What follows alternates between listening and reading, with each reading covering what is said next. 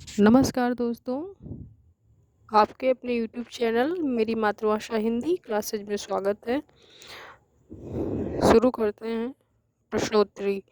आज हम भक्ति काल में संत काव्य धारा देखेंगे। तो पहला प्रश्न है हमारा, संत काव्य का लक्ष्य था सामान्य अशिक्षित जनता में सत्य का निरूपण करना, करनी कथनी में तारतम्य पर बल देना तथा नाम के माधुर्य को जनता तक पहुंचाना। कथन किस आलोचक का है? आज हम सर्वप्रथम कथन देखेंगे। तो पहला कथन है, संत काव्य का लक्ष्य था सामान्य शिक्षित जनता में सत्य का निरूपण करना, करनी कथनी में तारतम्य पर बल देना तथा नाम के माधुर्य को जनता तक पहुंचाना। ये कथन है डॉक्टर नगेंद्र का। प्रश्न नंबर 2 है हमारा, संत काव्य की भाषा जन सामान्य की भाषा है। वस्तुतः तत्कालीन परिवेश के अनुरूप संतवाणी की रचना मुख्यतः जनता के शिक्षित, अपेक्षित और पिछड़े हुए वर्गों के लिए हुई थी। अतः संतों की भाषा आवश्यकता अनुसार सरल, कृत्रिमता विहीन और सरल है। कथन किस आलोचक का है? तो ये कथन भी डॉक्टर नगेंद्र का है। अगली उक्ति है, निर्गुण राम जपो रे भाई, अविगत की गति लखी न जाई। तो ये किस संत कवि की उक्ति है? तो ये कबीर की है। प्रश्न नंबर 4 है हमारा, संत काव्य धारा के दार्शनिक सांस्कृतिक आधार अनेक हैं, जिनमें से प्रमुख रूपेण उल्लेखनीय हैं उपनिषद, शंकराचार्य का अद्वैत दर्शन, नाथपंथ, इस्लाम धर्म तथा सूफी दर्शन। संतों के चिंतन, जीवन, दर्शन और काव्यधारा पर उपनिषदों का व्यापक प्रभाव है। ये कथन किस आलोचक का है? तो ये कथन डॉक्टर नगेंद्र का है। अगला है, गगन हमारा बाजा बाजे, मतर फलहाथी, संशय का बल गुरमुख तोड़ा, पांच पुरुष मेरे साथी। तो ये कथन किस संत कवि का है? तो ये है जम्बनाथ का। प्रश्न नंबर 6 है, संत सिंगा का समय है। तो संत सिंगा का समय 1519 ईस्वी से 1659 ईस्वी है। ये डॉक्टर नगेंद्र के अनुसार है। प्रश्न नंबर 7 है, किस संत कवि को अपने अयोग्य शिष्यों के कारण अनेक कष्ट सहन करने पड़े?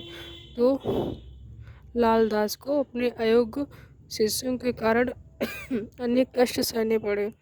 प्रश्न नंबर 8 है, किस संत कवि का दारा सिकोह के साथ धार्मिक संलाप हुआ था? तो बाबा लाल का हुआ था। प्रश्न नंबर 9 है, आशा विषय विकार की बांध्या जा संसार, लख 84 फेर में भरवत बारंबार। तो इस एक ही संत कवि की उक्ति है। तो ये भी बाबा लाल की है। प्रश्न नंबर 10 है हमारा, आचार्य रामचंद्र शुक्ल के अनुसार संत काव्यधारा के प्रवर्तक हैं। तो आचार्य रामचंद्र शुक्ल के अनुसार संत काव्यधारा के प्रवर्तक कबीरदास हैं। प्रश्न नंबर 11 है, हिंदी भक्ति काव्य का प्रथम क्रांतिकारी पुस्तककर्ता कबीर ही है। कथन किस आलोचक का है? तो ये कथन है डॉक्टर बच्चन सिंह का।